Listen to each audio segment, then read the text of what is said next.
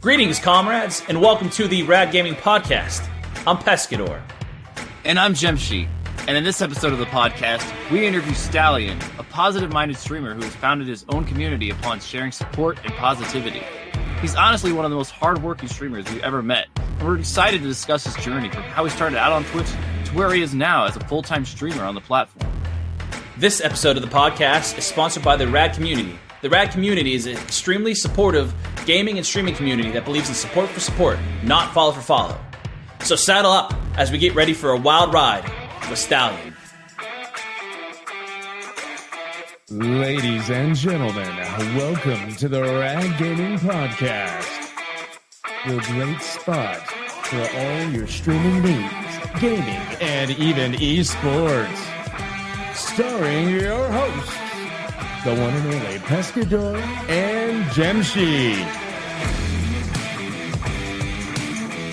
I'll start that. Yeah. So why don't you just tell us a little bit about yourself, kind of why you became a streamer, and yourself kind of growing up with video games.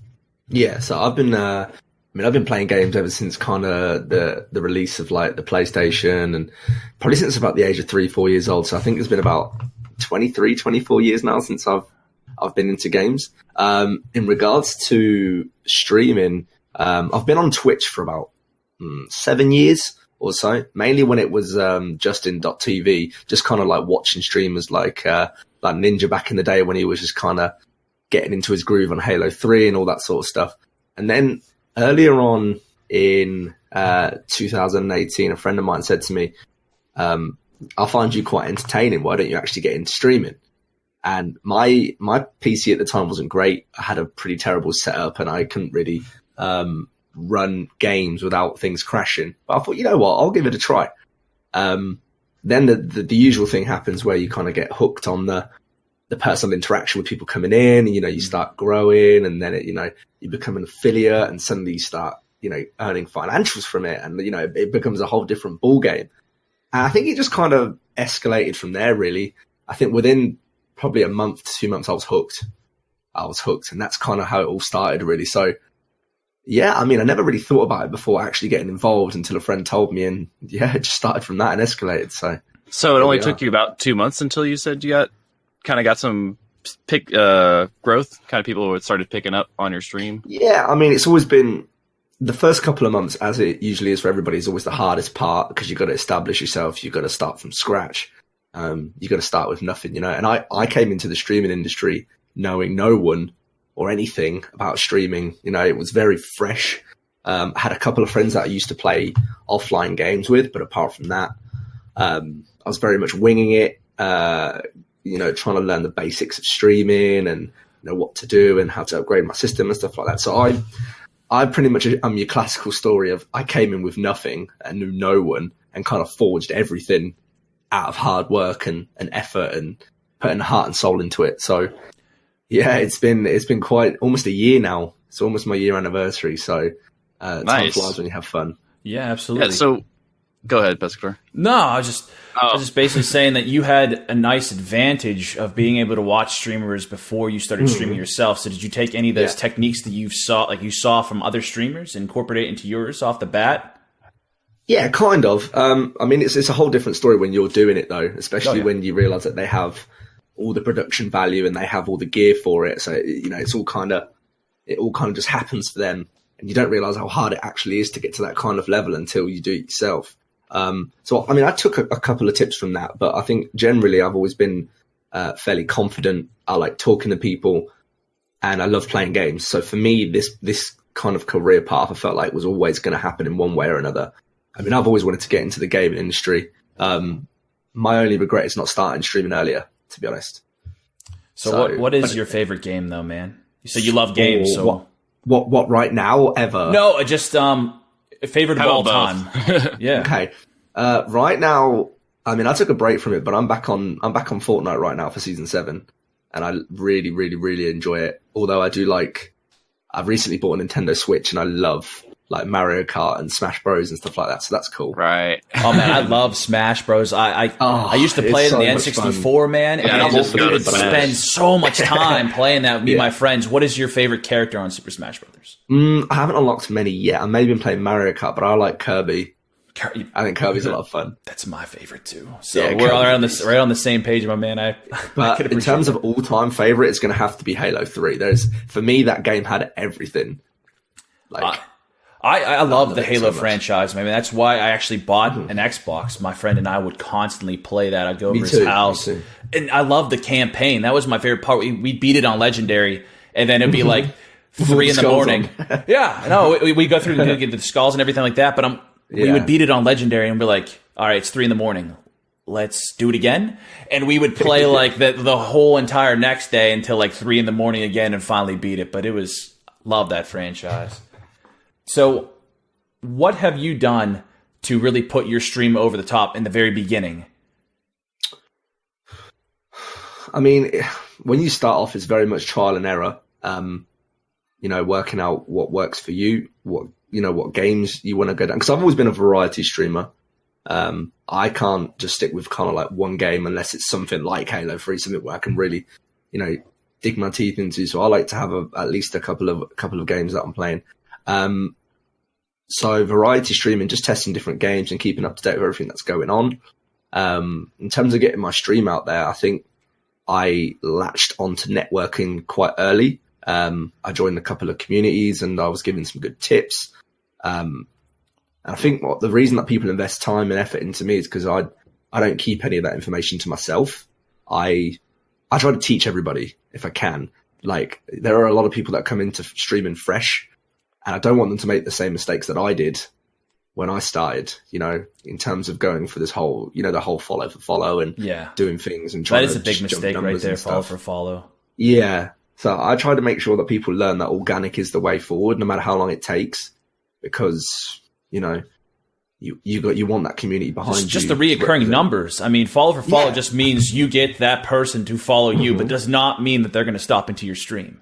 So having, I guess the term I would use is support for support. You stop in, say hello, you kind of network, you build that connection with another person, and the likelihood of them coming and stopping in your stream, or even someone from their stream stopping in your stream, is very high. Yeah. Yeah, I think it's important. I mean, the support for support only goes so far, I guess. I think it's important to know that when you go and support someone else, that you shouldn't expect it back, because that's where the barrier comes in, when it's like, if you start expecting things just because you're giving things, it's like, that's not the way it should be. And people will kind of click onto that. You're sort of that sort of person. So if you're just generally supportive and you go into people's chats and you show that you want to support people, we're all in the same boat here. People will come back and do that to you. Like, it is what happens. It's proven, and it's happened to me. So I can, unless you get into like a really bad crowd, they'll always come back and show that love and support to you. So, I think good practice is important to teach the guys at a young level, like a starting level for streamers, because if you get into bad habits, that can follow you and lead to bad things in future for your channel. So you talked about the fact that when you joined communities, you actually got some tips from people. What type of tips did you get? Well, just the sort of stuff that I was mentioning to you guys in terms of how to grow effectively. Put time and effort into networking. Don't whatever you do, don't sit and stream 7 days a week, 12 hours a day, because it's just a fast route to burning yourself out. Even for me, I do this as a full-time career, and I stream max 4 or 5 times a week and spend at least 1 to 2 days, probably, in terms of like, I don't know, it must be at least a couple of hours every day, even on days that I do stream networking and putting the effort in to meet new people and proactively messaging people, etc., etc. So, practice is important, and there is a certain criteria and a proper way of doing it if you do want to grow it, rather than just kind of sitting there and hoping that people turn up. It's much more effective if you get out there, be proactive, meet people, then they're 10 times more likely to come and watch you, and then it's your job to retain them with your entertainment value. So, right. So, with everything that's been going on in your life, how do you continue to keep to your schedule? You said that you do it 4 times, 5 times a week. How do you keep consistent? That's the golden question, isn't it? I mean, absolutely. If you want me to like completely diverge to how it was, so obviously I only, like when I first started, I was only doing like probably 20 hours a week. And then I realized like how much I really enjoyed it and how much I, thought, maybe I can make something of myself here. So I think it was from probably between the periods of, I don't know, let's say May and October. So that's a solid 6 months almost. I was working a full-time job of almost 40 hours a week. I had my relationship, I had friends, I was trying to network, I was trying to stream 30 hours a week. So my typical day was get up at 7 a.m, go to work until, I don't know, 4:30, 5, quickly eat something, stream at 5:30 until 10:30, then get off, network until 1, 2 a.m, and then back up at 7 again. And I did that for about 6 months straight because I wanted it that bad. So there was many times where I was like, oh my God, I'm going to burn out, or this, I just don't get enough sleep. But,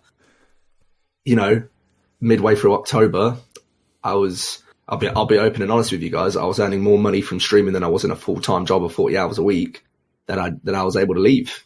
And since then, I've kind of never looked back. So yeah, 3 months later, I'm still doing it full time. I mean, it has its challenges, but I'll do it for as long as I can, Yeah. Right. It sounds like you've got the passion to kind of follow through with a lot of that. I love it. Yeah, for real. But with all of these things coming into fruition, you being able to do this full time. Yeah. What was your major obstacles that you faced besides being possibly burnt out from the amount of time and effort you put in? I think the main one, what a lot of people go through, is a massive one, is relationships, especially if you have a partner who doesn't particularly understand it, and also a partner who doesn't particularly, put it this way, my partner barely knows anything about gaming, and she definitely didn't know anything about streaming.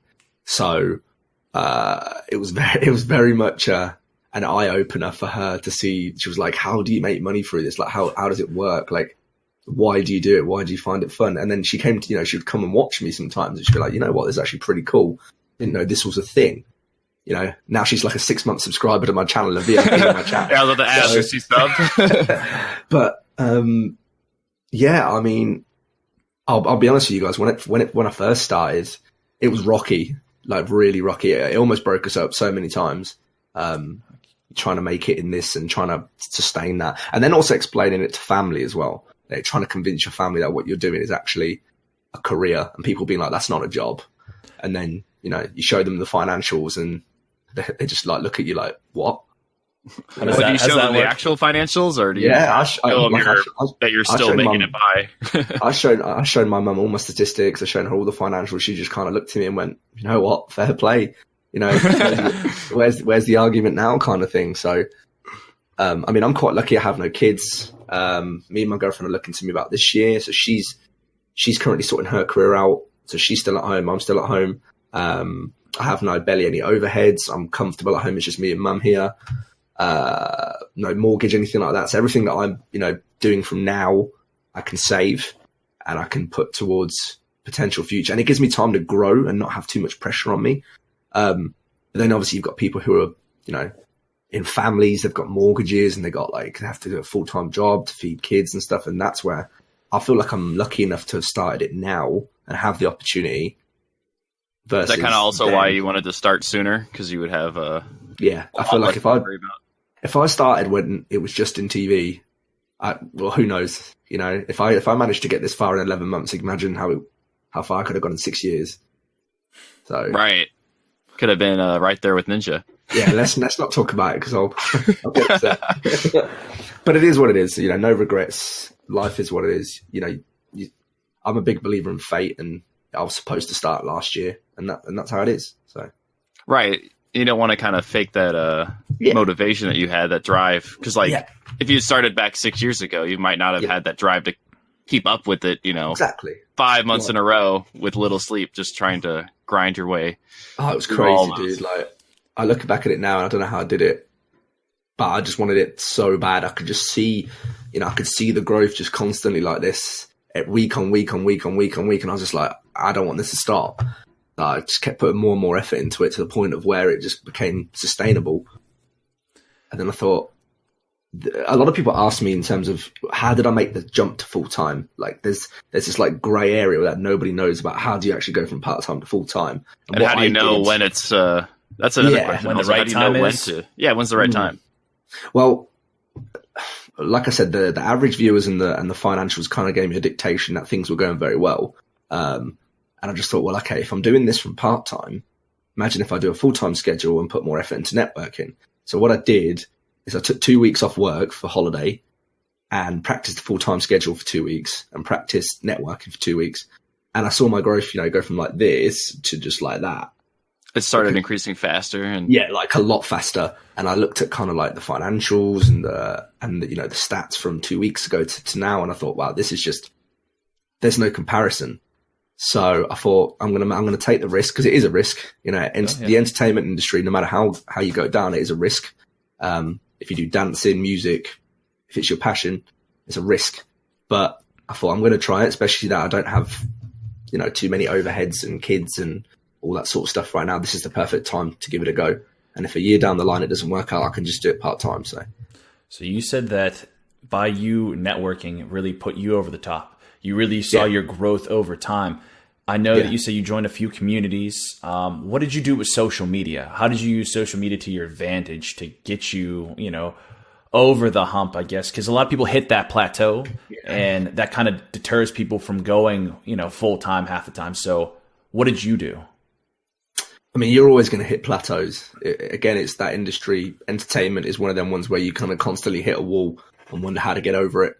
But firstly, positive mindset. If I have to tell anyone the number one most important thing throughout the whole process, if you want to make something of yourself, is you have to stay motivated and you have to stay positive.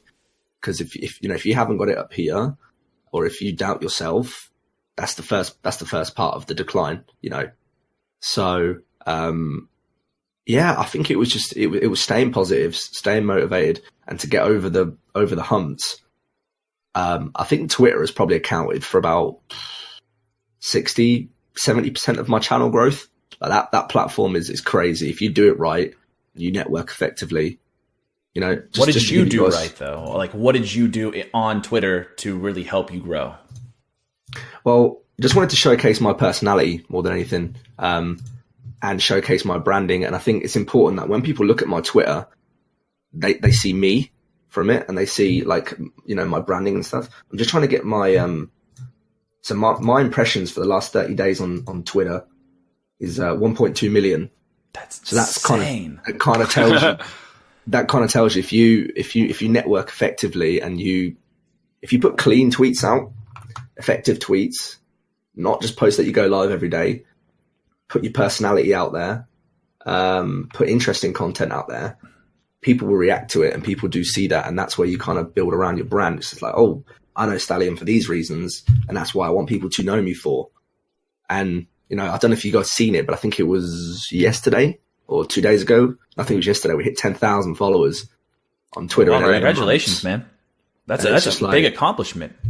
That's from like posting 3 to 4 times a day consistently for almost a year. So, I mean, how do you keep on coming up with good material to put on there? I'm not saying it's material, but like, how do you think of things? But like, okay, well, I mean, I've posted twice today. I don't know what else to say. How do you think of these things? Like, what do you do? I mean, different kinds of tweets, I guess. Just don't go down the same route. So like you can post like generally supportive tweets, or you can post because I'm part of an organization now called Hype Unit, which you can find out more about if you have a look on my Twitter. So I do a lot of stuff for them. I'm trying to sort out their streaming operation, and they're helping me grow as well in turn of it. You can put out, interesting content and clips from what's happened in your channel. In terms of, you could also talk about your growth that you've had. You can share recent streaming experiences, and you can talk about, which I don't think a lot of people do enough of, what's happening in your actual life, to show people that you are human and you do actually have a life outside of streaming.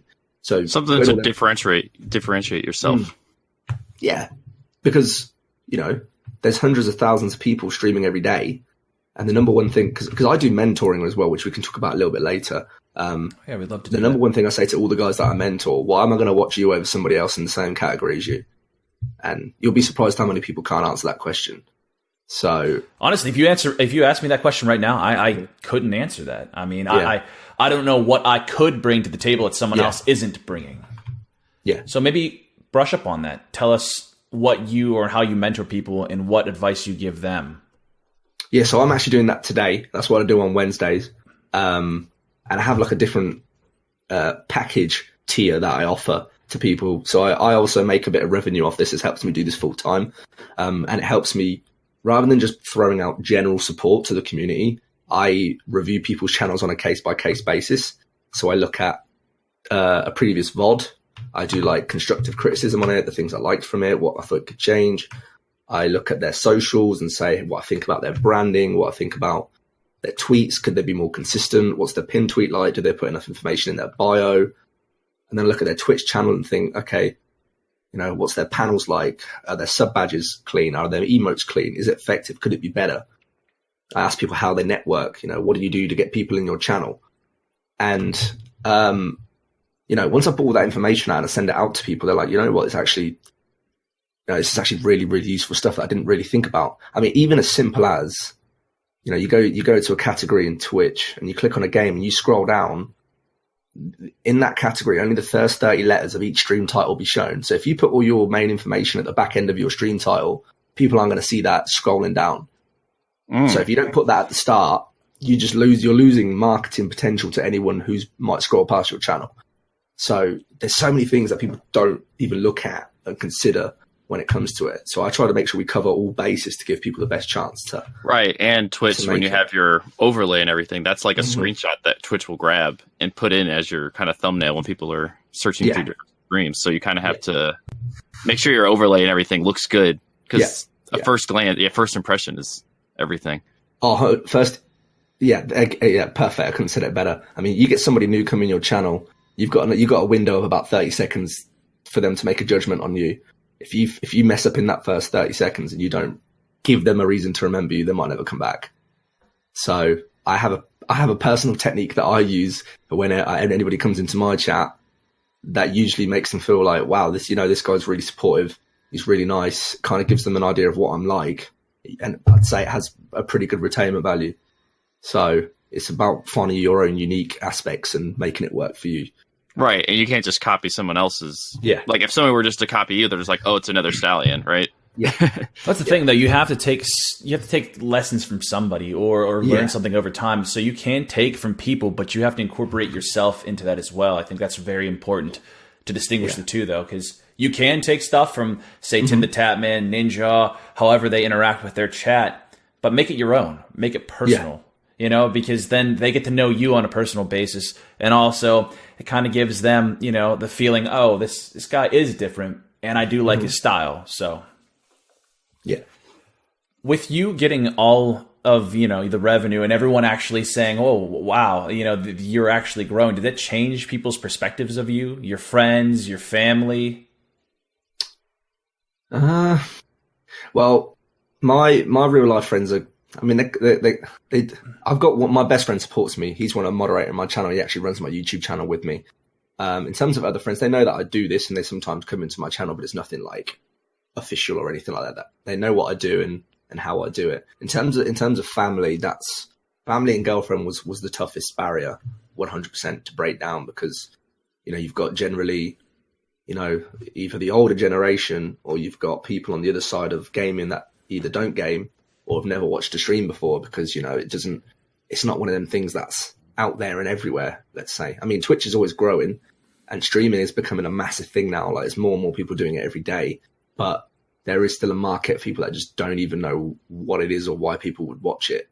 So, as far as I'm concerned, if people truly care about you and invest in you, they'll support you with whatever you do.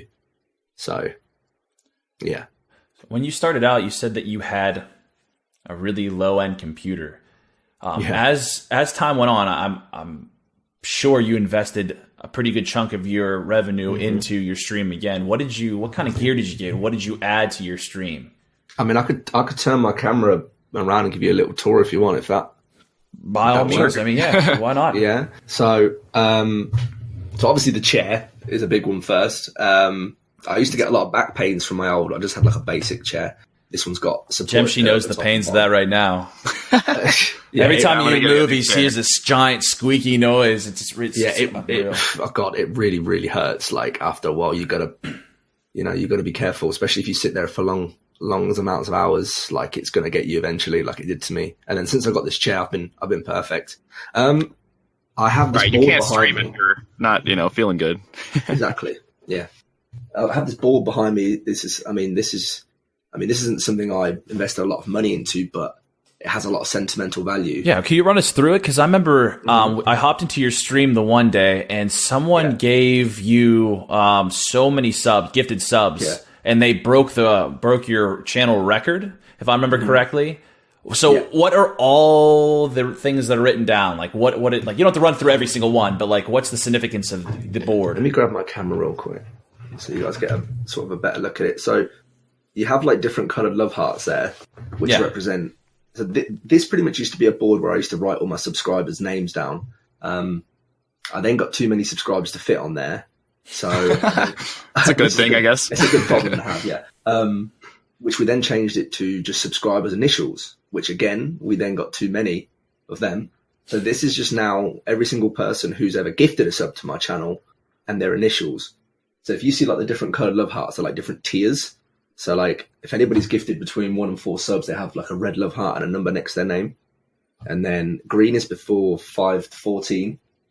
15 or above is a blue love heart. And then the person that you're referring to, who's down the bottom over there, he has a black love heart, which is the top gifted subscriber at 156. So yeah, it's crazy. Wait, I thought it was 157. I thought he beat the previous record of 156. Yeah, the guy before him was 155. Oh, I thought it was the other way around. That's my bad. Yeah, it's close. And then I have like my top donation, top bits. I have my sub count at the top.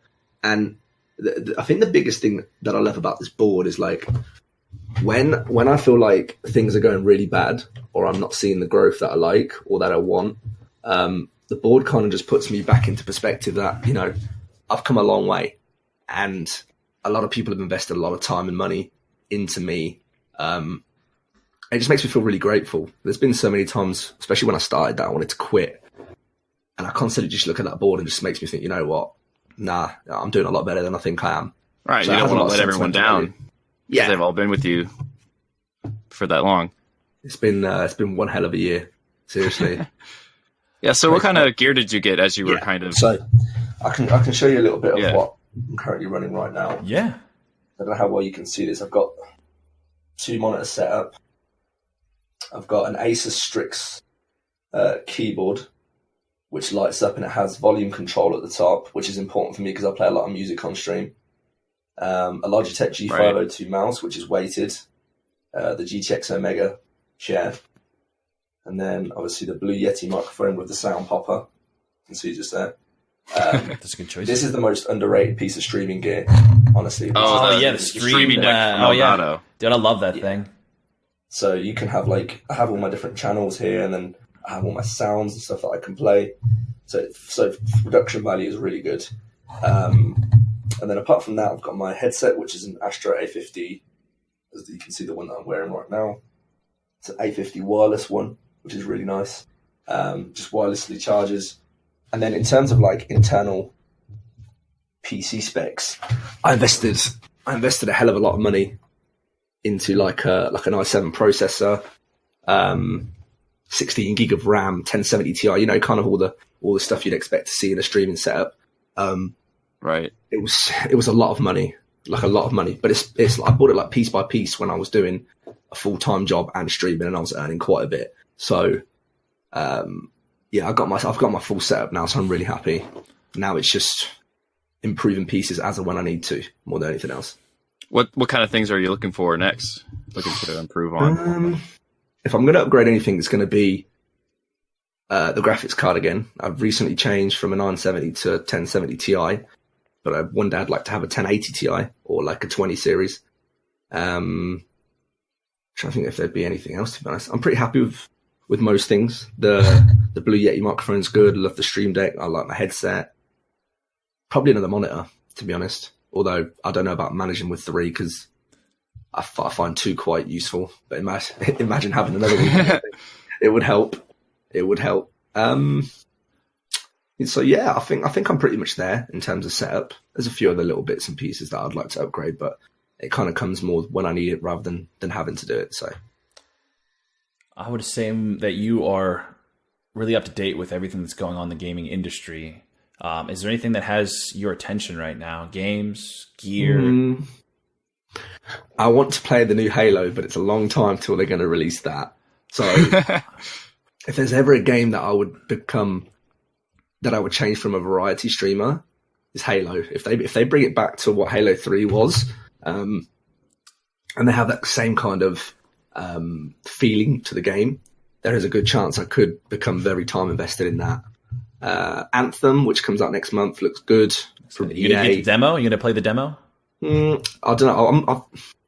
I'm not sure at the moment because I'm a little bit busy with things. I rarely get time to play offline, to be perfectly honest, with everything that goes on.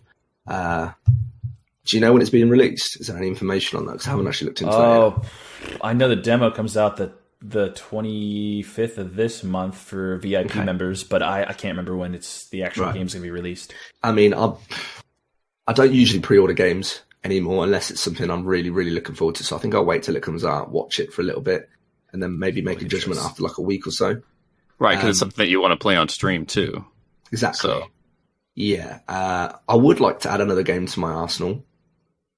But, I mean, my talents are generally through stuff like Black Ops and the latest Call of Duty and stuff now. But I find you have to get a mix of games that you enjoy and the ones that pull in an audience as well. Like, if you can get that perfect combo, it's perfect. And I feel like I have my niche and my games that I want and have right now to kind of be at the level that I'm at.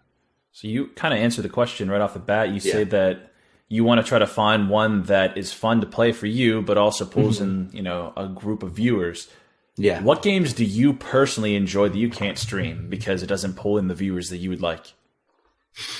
RPG games, personally for me, because you've been in the streams. I like to keep my streams upbeat. I like to play with viewers. I like to have things always, move in.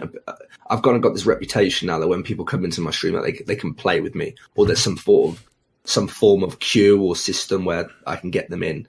Whereas if I play something like Skyrim, which I love, by the way, and I want to get it on the Switch, or like the new Assassin's Creed, I'm on my own. Yeah, well, the new Fallout. I mean, you have Fallout 76. I mean, they still a little buggy, granted, but I mean, you can still play with some viewers there. Mm-hmm. So is that a possible? I've never personally been a fan of Fallout myself, and when it comes to like MMOs and stuff like that, I get a little bit worried because I've been addicted to MMOs before. And which MMO? Which MMO are you addicted to? Oh yeah, absolutely. Star Wars: The Old Republic for me. Oh, I invested so much time into the very first one. No, The Old Republic was the new. I think you're thinking of the one before that. Is it the Jedi Knight or something like that? But The Old Republic was the newer one, which they released a couple of years. I think it's probably about 8 years or something ago now. But I was very invested in that. I loved it. So now we know why you didn't start streaming. Yeah. Do you like Star Wars? I think MMOs. Yeah, exactly. Are you a Star Wars fan? Yeah, I wouldn't say I'm a hardcore. But when I heard that they were releasing like an official MMO for it, I thought leveling up in an open world system with lightsabers, does it get any more epic than this? Like, it's perfect. So yeah, I had to get on that. I loved it. But again, MMOs are one of them kind of genres where if you don't invest all of your time into it, you'll fall behind. Yeah, that's the worst. So yeah.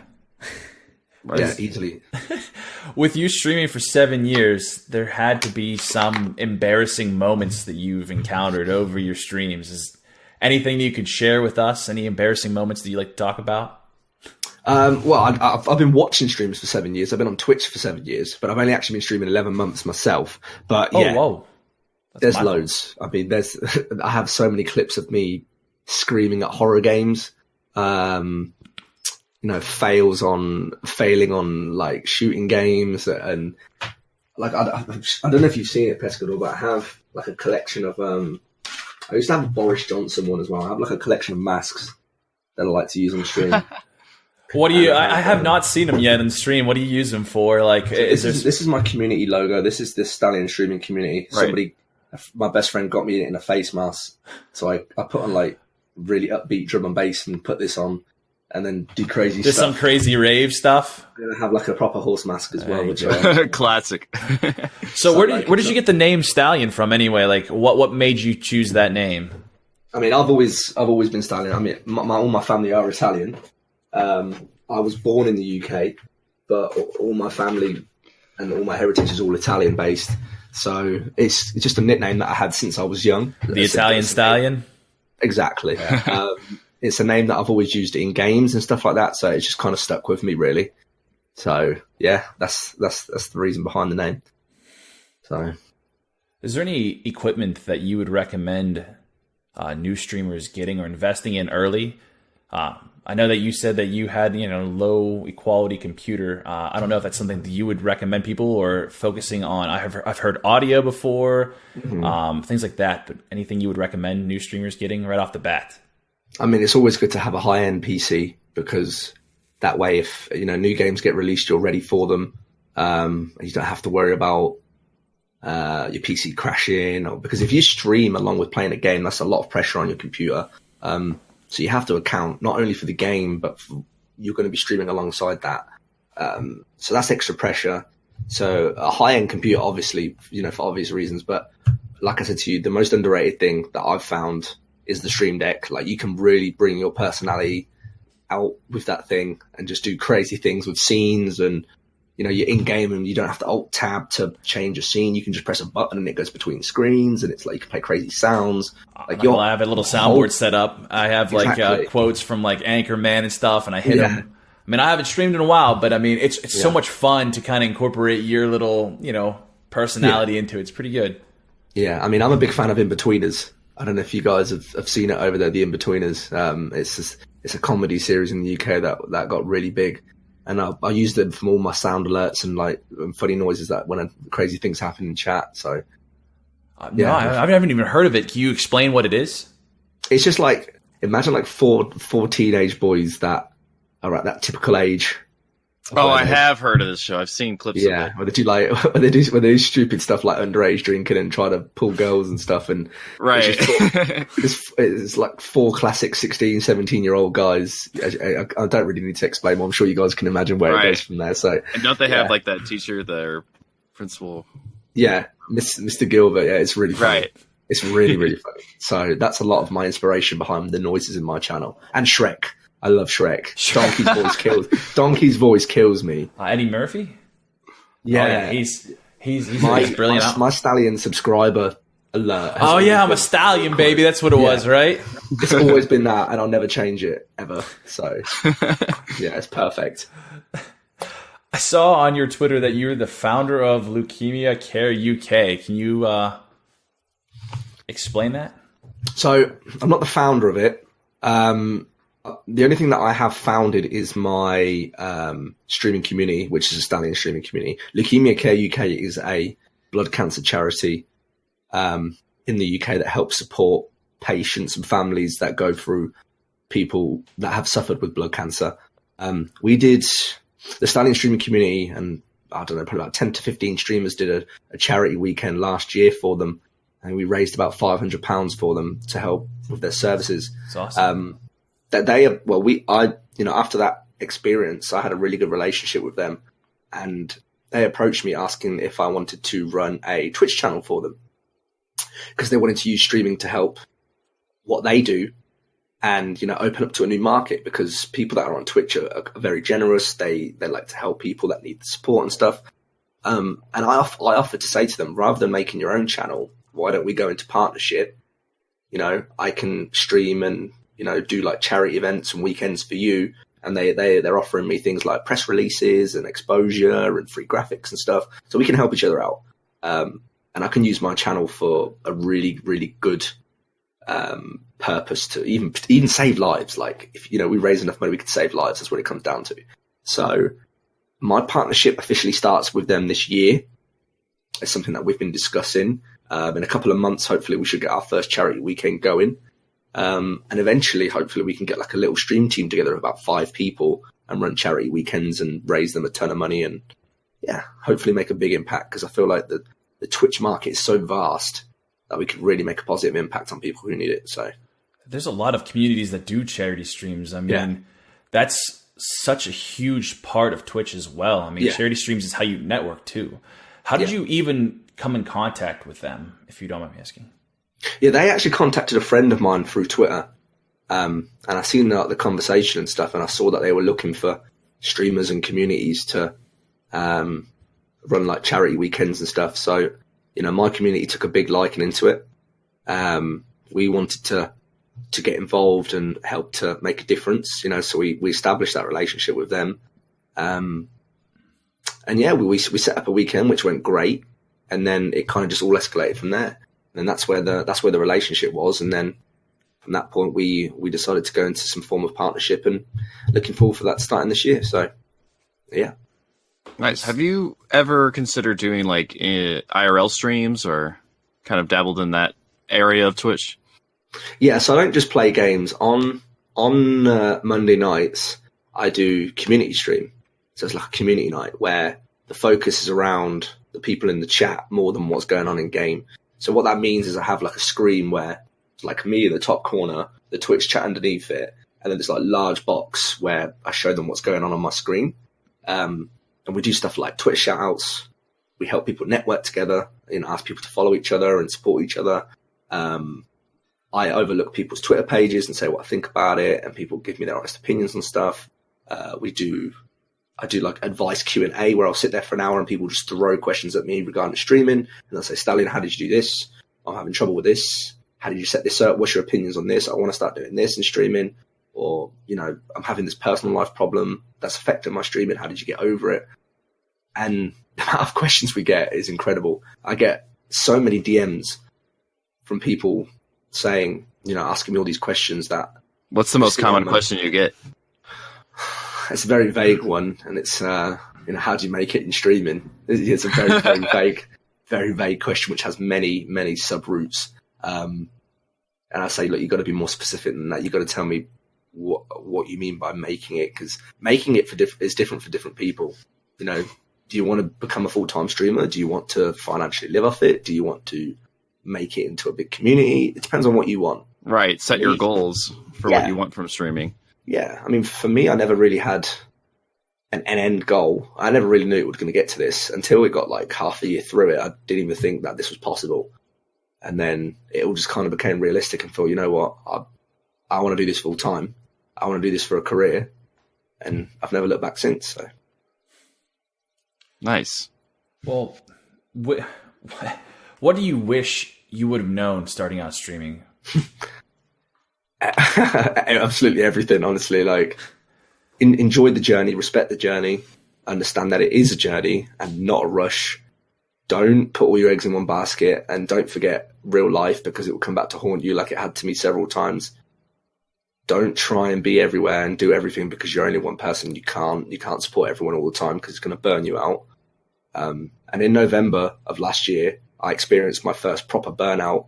I wasn't sleeping.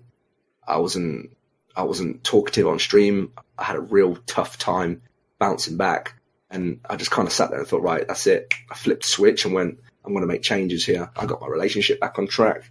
I sorted out things at home. I now turn my phone off after a certain time at night. I make sure I get 8 hours sleep a day. I go back to the gym five times a week every morning. Like, personal health, I kind of just threw it all to the side because I wanted to make it so bad. But if you do that, it's going to come back to haunt you. So you're saying prioritize, basically. Make sure that you are doing everything you possibly can in every aspect of your life, But don't forget yourself, because you can get so enrolled in all of this that you kind of just put yourself on the back burner, and then it kind of catches up with you and you're like, oh wait, actually, what am I doing? Like, I haven't been sleeping, I haven't been eating, I haven't been going to the gym. I'm so invested in this that where's my life gone, sort of thing. So you got to, even though I put so many hours into it, I have a cut off time, and I make sure I go to the gym, and I make sure I stay active, and I make sure all my real life stuff is sorted before I do what I need to do here. So, is there something that you would really recommend streamers not to do during their stream? Something that really is your pet peeve that you see streamers doing on such a frequent basis that you'd say, hey guys, you should really pay attention to this and try never to do that? I wouldn't say everybody doing it, but it's something that some people do in their streamer etiquette. So if you go into someone's channel you're in their space, you're in their home, let's say, you know, unless they ask you a question about your channel or your, you know, things, don't talk about yourself. Talk about that person, because I'm at the point now where I feel like I'm quite established that I go into someone's channel and they'll shout me out and they'll say all these lovely things about me. But sometimes I have to be like, look, guys, I'm here to support the person. Yeah, I'm not here to talk about my channel. So when you're in other people's space, respect it that you are in their space and it's about them, not you. That's got to be one of the number one things when it comes to, let's call it etiquette for streamers. That, you know, don't go into people's channels and start talking about self-advertising, because it's not nice. So I got you. With everything that we've talked about today, what is the one piece of advice that you would give to aspiring streamers to really take away from all this? Positive mindset and stay motivated. If you're positive and if you motivate yourself, like I said, there's going to be times where you're going to plateau. There's going to be times where you're going to hit a wall. There's going to be times where you look around and everybody else is what you probably class as making it or doing better than you. But rather than see that as competition, you know, be proud for your peers. And, you know, if they're doing it right, there's a reason that they're doing it right. Things don't just happen by luck. So use that, let's say, jealousy as inspiration and find out what it is that's made them do it right and take it for your own, you know, because everyone has a chance to succeed, but it only stops when you allow it to stop. If you stay proactive and you stay focused and motivated, it doesn't stop. That's the thing. I noticed that a lot of people think that at least I had the wrong impression when I started streaming. I thought it was just about me. You know what I mean? I didn't think about, say, anybody else. It was just about me. I wanted to make sure I succeeded, but I started to realize over time that the community around Twitch is based off of helping other people out too. Yeah. You know, there's no, you won't go ahead by, you know, pushing everyone to the side. You'll actually get further ahead by helping people out. And that's a real huge thing that I think people should really pay attention to. I mean, and that's why I love this community, because it is so, you get so engrossed in watching everybody help each other that you can't not fall in love with it, sort of thing. And in the same vein, there's a lot of people that add toxicity to that, but for the most part, you just see such helpful and inspiring people. I mean, they're there to watch you stream. They're there to enjoy themselves. They're there to get away from maybe something that's going on in their lives. So what does it feel like to be that person to entertain them? A gladiator in the arena, if you will. Yeah, amazing.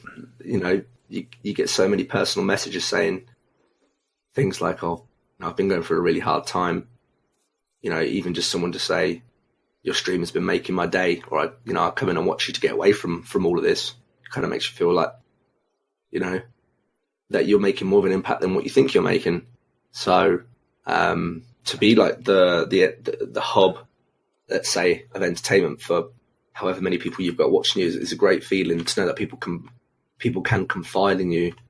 And I think that depends on the person as well. Like I make sure I'm approachable. Like my direct messages are always open. I can't tell you how many people I must talk to on a daily basis, but that's me. That's the way I like to be. And that's why I feel like so many people confide in me in the way that I am. So yeah, no, because I notice when people, sometimes people kind of shut out the community as a whole.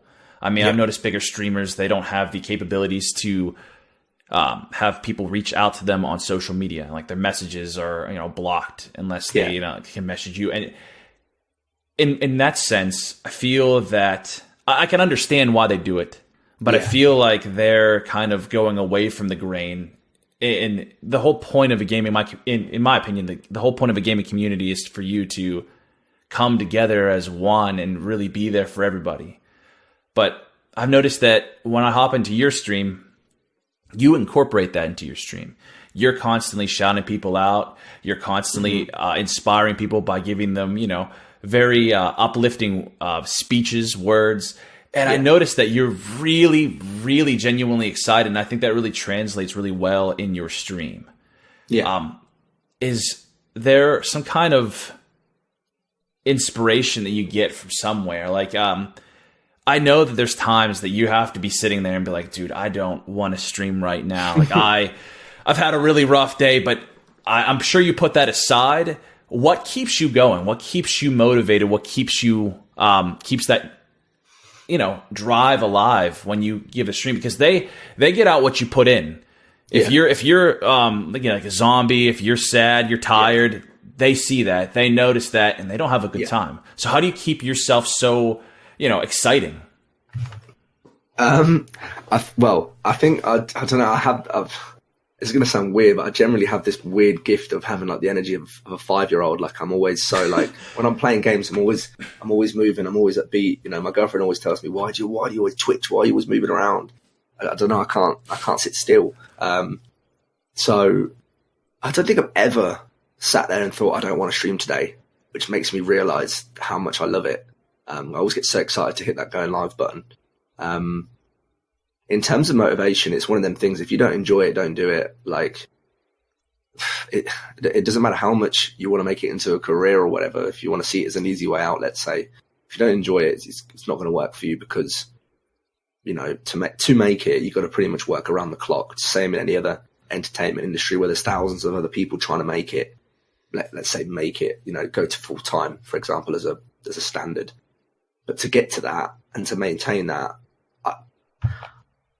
if I had to sell out how much I work, including networking and mentoring and watching other people's streams and stuff, I'd probably do, 12, 13 hours a day, let's say. That's on a Tuesday and a Wednesday, and then on the other days I stream, and then after I stream, I make sure I still network, try to make sure that I'm out with my girlfriend as well at certain times on weekends. My life is like planned to the exact T, but you got to put the hours in, because you don't put the hours in, you're never going to make it to that next, because if you don't put the hours in, someone else is putting the hours in. So, you gotta stay motivated. You gotta put the hard work in if you want the results. You were talking about how you have like 12 hours of work, but does that really feel like work when you're doing it? So no, that's why. Yeah, that's why the feedback. It's not work. I love what I do. I love talking to people. I love networking. I love going out there supporting streamers when I'm not streaming. I love mentoring people and making a difference to the community. So no, it's definitely not work. When you started, would that have kind of deterred you when you'd be like, oh, whenever I do this full time, I'm going to full time actually means, because you probably went from 9 to 5 to 9 to whenever when you wake up to when you go to sleep. Yeah. I mean, obviously I started off as 9 to 5 and then I got into streaming, and then it began to become more than just 9 to 5, even with the full-time job. But I make sure if I've got time, I'm going to utilize it. I'm very proactive. I don't wait around for anything to happen. I make sure I go out and make it happen. So if there's a connection to be made, I'll make it. If there's work to be done, I'll do it. I'm part of a pretty established organization now, and I'm hoping to get myself into like a lead stream position with them. I've been helping sorting out their streaming operations and stuff like that. I don't have a minute of the day where I'm not doing something. So, yeah, but I wouldn't change it for the world. Honestly, I love it. We've talked about a lot of stuff throughout this entire podcast. The question I have for you is, what do you do outside of streaming? I know you say you network a lot, but what do you do on the weekends? Like what do you personally enjoy? Weekends are mainly spent with the girlfriend, because it's the main time where I can see her, / seeing friends and stuff. In terms of hobbies, I like obviously watching football, play a bit of football when I can. Soccer for you guys, I guess. Just always. What's your favorite team? Liverpool. I'm a Liverpool fan, which is normally a curse more than anything else. Oh man, I really want to travel to the UK and just see a Liverpool-Manchester United game. I really want to see it. I heard the rivalry is insane, especially when you're there. Like I've been to a few games at Anfield. I think I've been this year. I know it's early this year. I went to, I think, about 3 games last year, and the atmosphere is insane. I love it. It's so addictive. You go there and you're just surrounded by hundreds of, tens of thousands of football fans. It's so good. I've been playing drums for about 7-8 years. I changed from an acoustic kit to an electric kit because of, even though I had like a soundproofed area, it was still too loud.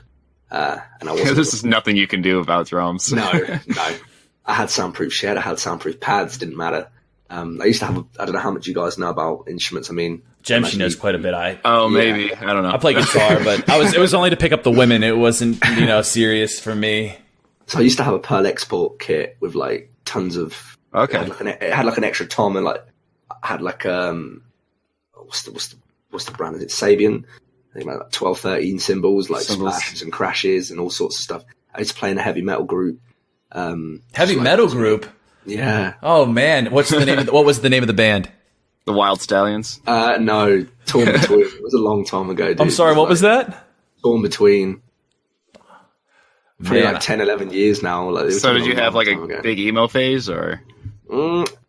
I still like the music. Like when I go to the gym, I listen to heavy metal because it motivates me and it gets me like really like pumped. Dude, I know. There's nothing better than that kind of music. I even wearing right now a Day to Remember shirt. So I've seen them live a few times. I've seen them live like 7 or 8 times. I love a Day to Remember. But no, I can't stand like listening to soft stuff when I lift. It has to be super heavy or something, Yeah. When I'm on stream, I prefer playing stuff like drum and bass and house and upbeat stuff because that's what I mainly listen to. But if I hear a decent metal song or anything like that, I'm like, yeah, this is amazing. I don't know if you guys know of August Burns Red. Oh, that's my favorite. Yeah, that's my favorite ever metal band, and we used to cover a lot of their old stuff. Like, I think it's in the Messengers or the Constellations album. We used to cover Composure, Backburner, all that sort of stuff. So those are some good play all that. Yeah, I can play that on the kit, man. It's so much fun. Like, that stuff is wild. Believe it or not, I used to be in a screamo band back in the good old days. Jemshi can confirm this. I used to play guitar, and we used to cover songs from like. From First to Last, what was it? Devil Wears Prada, bands like that, and it was so much fun. And what's really strange is everyone has this misconception of, like screamo, heavy metal, and all that stuff. They're some like really rude, obnoxious people, but they're actually very kind-hearted. I know there's like the circle of death pits and things like that, but people like if you get knocked out, people will pick you back up as long as you're not a douche. Like in the that's unless you go to watch. That's unless you go to watch someone like Lamb of God, because then I only went to go see Lamb of God or something like that. I've never been so scared for my life. Like I was just get out of there. The whole crowd was doing this. I was like, I got to get out of here, man. I'm gonna die. Yeah, that was wild. Is there anything else you enjoy doing or like hobby wise outside of your gaming phase? Like I said, with how time restricted I am, it's quite tough to do much. I do like to play offline games sometimes, mainly like I said, like RPGs and stuff on the Switch. Like I said, I go actively. I'm at the gym, seeing friends, family, girlfriend, all that sort of stuff. And then just the usual stuff. Nothing crazy. Like I said, I like my football. I like playing on the drums every here and there. But apart from that, I'm very career driven. And I want to make something out of myself in the time that I have doing this. So that's my number one priority at the moment. With everything that you have done to this point, has there anyone that's really inspired you the most, like really helped you out? Who would that person be? Yeah, there's a guy, his name is Elder Taco. He's somebody who I knew when I don't see him around too much anymore. I think for personal reasons and stuff like that, because, a year's a long time, things can change. But when I first started, I had so many times where I just wanted to quit. So many times I thought this isn't going to be for me or I'm not going to make it. And he used to come into my stream all the time and say, you can do it. Don't stop. If you enjoy it, keep going. And he must have talked me out of quitting about 4 times. So I have that guy to thank for a lot, because I wouldn't be here. I don't think I'd be here if it wasn't for him talking me out of it so many times. So yeah, he's going to be my number one, no matter how long it's been since I've spoke to him. So yeah. That's awesome. Mm-hmm. Jemshi, any more? Yeah, I think that's it. So this is a part where we're just going to ask you, so where can people follow you on Twitch and on other socials? Yeah, so Twitch and Twitter are my main ones. I'm currently dabbling into Instagram right now, but it's probably not even worth mentioning at the moment. I mean, if you follow me on Twitter, you'll see all my other socials from there anyway. It's on Twitter. I'm on @I'm Stallion TV, so I am Stallion TV, no spaces. And then on Twitch, it's just I'm Stallion. I am Stallion. So I tried to get just the name Stallion, but as you can imagine, on Twitch is taken with 1 underscore, 10 underscores, 1 N, 3 N's. Yeah, one day you'll I's, get the ninja kind of URL where you can just get the. I need to become I would need to become a partner first before I can request stuff like that. But that's the plan. I want to be just Stallion. You know. Yeah. So I'm working on it.